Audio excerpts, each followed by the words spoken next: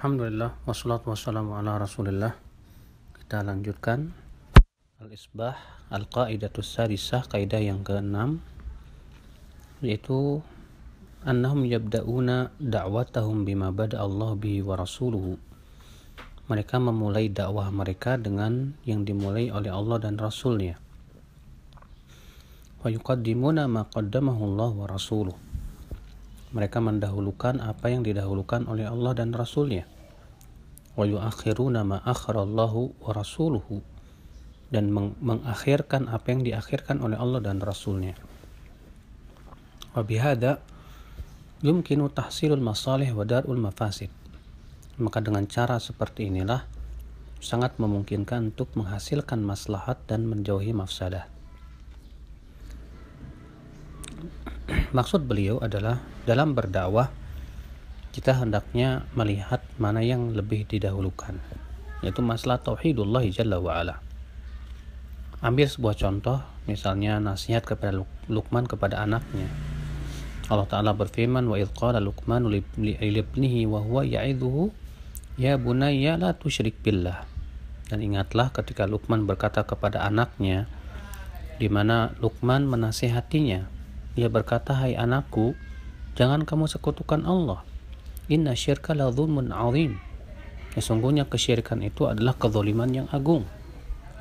Maka para rasul pun demikian, mereka memulai dakwah dari tauhidullah jalla wa ala. Tidak ada rasul yang memulai dakwahnya dari ekonomi misalnya, atau dari politik misalnya. Tidak ada. Semua rasul yang berdakwah dimulai dari tauhid, yang menjauhkan agar manusia menjauhkan kesyirikan. Allah berfirman, wa ma arsalna min rasulin illa nuhi ilaih annahu la ilaha illa ana fa'budun. Tidaklah kami utus seorang rasul pun kecuali kami wahyukan kepadanya bahwa tidak ada ilah yang berhak disembah kecuali aku, maka sembahlah aku. Maka ya, di dalam berdakwah ketika tidak memulai dari sisi tauhid, tapi misalnya lebih mendahulukan masalah-masalah yang lain, ini adalah ciri dakwah yang tidak sesuai dengan manhaj para nabi. Dan dakwah seperti ini tidak akan berdiri di atas asas yang kokoh, karena fondasi segala sesuatu itu adalah tauhid. Fondasi amal itu tauhid. Seseorang tidak akan beramal kecuali apabila akidah telah kuat di hati, menghunjam di dada. Tapi ketika akidah itu masih lemah, maka dia tidak akan membuahkan amal. Adanya orang-orang yang masih suka berbuat maksiat, itu akibat daripada lemahnya keimanan, lemahnya akidah. Maka dari itulah ya, ketika pondasinya telah dikuatkan, insya Allah untuk membuat tiang dan yang lainnya itu lebih kokoh lagi biidznillah. Oleh karena itulah ya akhal Islam, semua mereka yang memulai dakwahnya dari tauhidullah, pasti Allah akan bela mereka, Allah akan tolong mereka, bahkan buah dan hasilnya akan lebih berkah. Ya.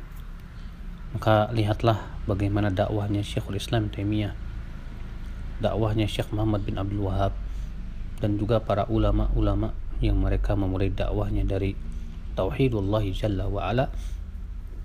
Maka sangat berkah sekali ya, dan hasilnya pun juga memberikan berbagai macam kebaikan-kebaikan. Yang inilah ya akal Islam, ya, kaidah yang ke-6 yang harus kita perhatikan di dalam masalah berdakwah, yaitu memulai yang paling penting, kemudian setelahnya yang penting-penting.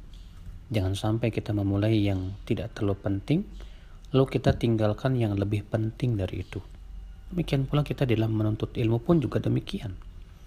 Kita mulai menuntut ilmu dari perkara yang paling penting terlebih dahulu.